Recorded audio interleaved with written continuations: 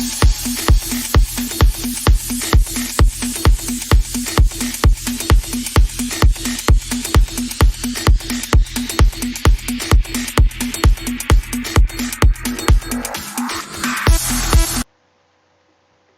amigos, ¿cómo están? Bienvenidos nuevamente a nuestro canal Mentes Médicas Univalle.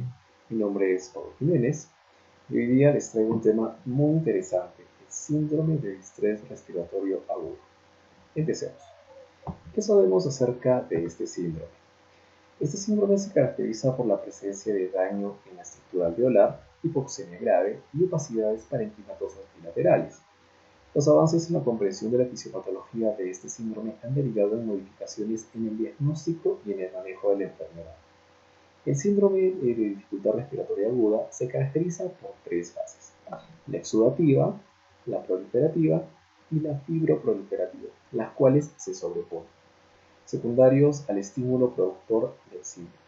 Se produce una destrucción de la barrera epitelial, intersticial, endotelial, en donde el plasma, las proteínas plasmáticas y el contenido celular invaden el intersticio y el espacio alveolar.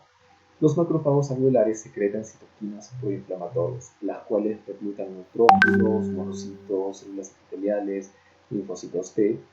Este exudado inflamatorio, producto de todo esto, interactúa con el factor surfactante, que como ya lo sabemos es producido por los neumocitos tipo 2, y se produce una alteración en la tensión superficial de los alvéolos y el colapso de los mismos. Existe una disminución en los canales iónicos de las células epiteliales que afectan las fuerzas osmóticas responsables de que el líquido vuelva al intersticio y a la circulación. Debido a estos cambios, el pulmón disminuye su distensibilidad y se presenta un desbalance en la ventilación y perfusión, tipo cortocircuito.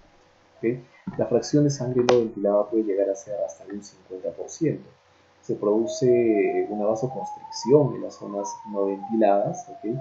Microtrombosis y un aumento en la presión de la arteria pulmonar y de la poscarga del ventrículo derecho, ocasionando una dilatación del mismo, un desplazamiento del septum interventricular y una reducción de la función ventricular izquierda. ¿Okay?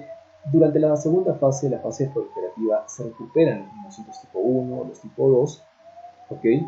Se promueve el flujo de líquido hacia el intersticio, ¿okay? Los restos celulares son degradados por las células inflamatorias y el tono vascular regresa a la normalidad y disminuye la hipertensión pulmonar.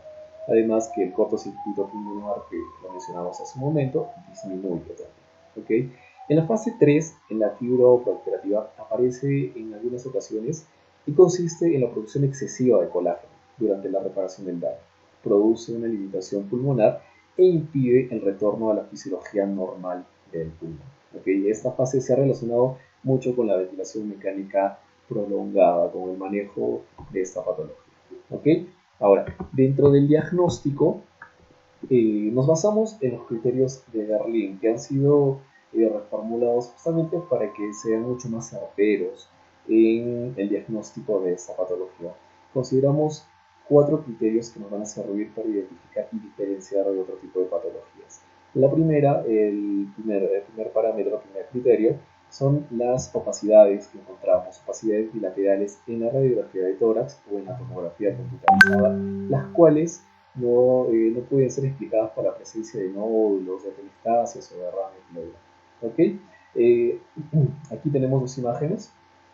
A la izquierda vemos una radiografía de tórax, un anterior posterior, de un paciente masculino que se presentó con insuficiencia respiratoria aguda. Como podemos ver, observamos los infiltrados difusos en ambos campos pulmonares y a la clínica encontramos un índice respiratorio de 92. ¿Okay? A la derecha podemos observar la imagen de una muestra tomográfica, una tomografía de tórax del mismo paciente, donde evidenciamos infiltrados retículo intersticiales difusos y simétricos. ¿Correcto? Ok. El segundo criterio que tenemos en consideración son los nuevos casos, los nuevos síntomas respiratorios, ¿okay? Empeoramiento de los ya presentes o eventos clínicos asociados, ¿no? Con síndrome de dificultad respiratoria aguda dentro de los 7 días de diagnóstico, ¿no? Síntomas como por ejemplo el leteo nasal, que nos evidencia una dificultad ya respiratoria. ¿Ok? También encontramos y tenemos que tener en consideración una evaluación objetiva de la función cardíaca con el fin de excluir el edema pulmonar de origen cardiogénico. ¿Okay? A través de una prueba como una ecocardiografía, un ecocardiograma, vamos descartando que esa patología tenga un inicio cardiogénico, que tenga un precedente de algún problema cardiogénico. ¿Listo? Y el cuarto criterio que utilizamos es la hipoxemia con un cociente PaO2 y O2 de igual o menor a 300 milímetros de mercurio, a pesar de la ventilación mecánica con presión positiva al final de la expiración. ¿Okay? Tomamos en cuenta el índice de Kirby o el PaO2 y O2, y si hacemos un poquito de memoria, recordaremos que este cociente nos ayuda a determinar la cantidad de oxígeno disuelto en la sangre a partir del oxígeno suministrado. Por ello es de gran utilidad clínica, principalmente la utilidad clínica de este cociente radica en determinar la falla en este mecanismo, si los valores son muy bajos. Es más, a partir de este cociente nosotros podemos determinar la gravedad de la enfermedad. Encontramos tres niveles de gravedad: los leves, los moderados y los graves. ¿Correcto? Si la relación PaO2-PO2 es menor de 300, está entre 200 y 300, consideramos que es leve. Si está entre 100 y 200, este cociente, consideramos que es moderado. Y si está menos de 100, consideramos que es grave. Es más, este cociente lo utilizan mucho los intensivistas como para evaluar el pronóstico del paciente. Si lo encontramos con un PaO2-PO2 por debajo de los 100, definitivamente el pronóstico es muy malo en este caso. ¿Correcto? Ahora, podemos encontrarnos algunas patologías parecidas. Podemos hacer el diagnóstico diferencial con algunas patologías, como por ejemplo la neumonía intersticial aguda, ¿okay? Pero ¿dónde vamos a hacer la diferencia? En cuanto a algunos parámetros que mencionábamos anteriormente, ¿no? Como los parámetros de Berlín. Por ejemplo, una muy importante es considerar el tiempo. Las patologías en el periodo de instalación normalmente es mayor a una semana, ¿no? Como por ejemplo la neumonía intersticial aguda, la cual por definición tiene un establecimiento de 30 días.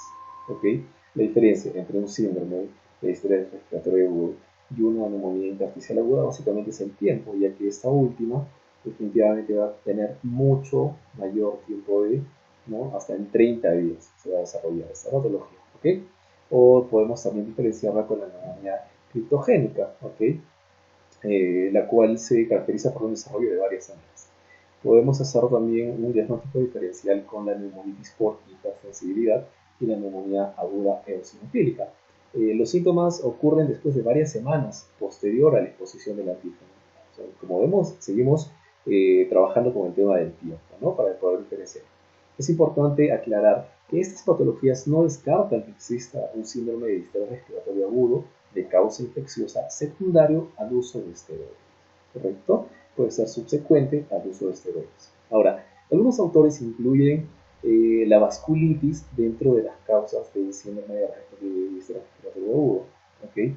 Sin embargo, radiológicamente los hallazgos no son muy acordes, ya que en una vasculitis encontramos imágenes de masa, de cavidades y de nódulos. ¿Correcto? Entonces, estas pequeñas diferencias nos ayudan a poder diferenciar entre este síndrome y otro tipo de patologías que pueden llevar mucho parecido, pero que si tomamos en cuenta algunos criterios, pues nos ayudarán a diferenciar entre ellos. ¿Ok? Pues bien, ahora hablemos del manejo de este tipo de pacientes. ¿Ok? Manejamos o tenemos varias estrategias de soporte ventilatorio dentro del síndrome de distrés respiratorio agudo. Tenemos, por ejemplo, la ventilación mecánica asistida, tenemos la ventilación no invasiva, tenemos la ventilación de alta frecuencia oscilatoria, la oxigenación extracorpórea. ¿Okay? Hoy día vamos a hablar sobre la ventilación mecánica en prono, que es una de las técnicas que se está utilizando en especial en este momento, ¿no? Por ejemplo, con pacientes que están cursando con una infección por COVID-19, ¿correcto? visto que en varios lugares muchos intensivistas están trabajando con esta ventilación mecánica en prono. Y los otros tipos de estrategias los vamos a tratar en siguientes videos, ¿ok? Entonces, la ventilación mecánica en posición prona ha sido descrita casi hace 30 años, pero su uso ha sido inconstante en la práctica clínica. Si bien los resultados respecto a este tipo de terapia ha sido contradictorio, algunos estudios han sugerido que podría ser beneficiosa en pacientes con síndrome de distrés respiratorio agudo grave, como en el caso de los pacientes con COVID, ¿no? Como se los mencionaba. Uno de estos estudios que se llevó a cabo es el estudio PROSEVA, por sus siglas en inglés Browning Severe RDS Patient Study. ¿Okay? Les dejo en la descripción del video un link en el cual podrán encontrar un artículo de New England Journal of Medicine, que es donde pueden obtener un poco más de información acerca de este estudio, ¿correcto? En este ensayo aleatorizado, controlado, diseñado, fue diseñado para determinar si la ventilación mecánica en posición prona es capaz de mejorar los resultados en pacientes con síndrome de distrés respiratorio agudo grave. En el estudio participaron 466 personas, 466 pacientes de España y de Italia con el síndrome de distrés respiratorio grave, los cuales fueron colocados en posición prona por al menos 16 horas, ¿okay? No fueron dejados en posición supina, luego de 12 a 24 horas de ventilación mecánica convencional inicial. ¿Qué nos dice este estudio? Encontraron que la tasa de mortalidad a los 28 días fue del 16% para el grupo en posición prona, comparado con un 32.8% para el grupo en posición supina, que la diferencia es bastante amplia. La tasa de mortalidad a los 90 días también resultó ser más baja en el grupo de pacientes que se encontraban en la posición prona. ¿Correcto? Asimismo, la ventilación en posición prona obtuvo una tasa más elevada de extubación exitosa y no se vio asociada con una mayor incidencia de complicaciones. Las conclusiones de este estudio fue que el uso temprano y prolongado de la ventilación mecánica en posición prona mejoró significativamente las tasas de mortalidad en pacientes con síndrome de distrés respiratorio agudo grave. ¿Okay? Los hallazgos de este estudio han convertido a este tipo de ventilación en una de las estrategias posibles para el manejo de este tipo de pacientes que estén cursando con el síndrome de distrés respiratorio grave. ¿Okay? Este tipo de estudios nos ayudan mucho como para nosotros poder tener una idea de cómo trabajar, de cómo manejar a un paciente que se nos presente en algún momento con este tipo de síntomas, ¿no? Nos ayuda bastante y les invito a que entren a este link que les estoy dejando en la parte de abajo para que puedan averiguar un poco más ustedes también y puedan investigar, que eso es parte de nuestro trabajo. ¿Listo? Ok. Muchas gracias por el tiempo, eso ha sido todo por el día de hoy, eso ha sido todo conmigo y les invito a suscribirse, denle clic en la campanita para que puedan seguir recibiendo mucho más videos de nuestro canal. ¿Listo? Conmigo será hasta la próxima. Adiós.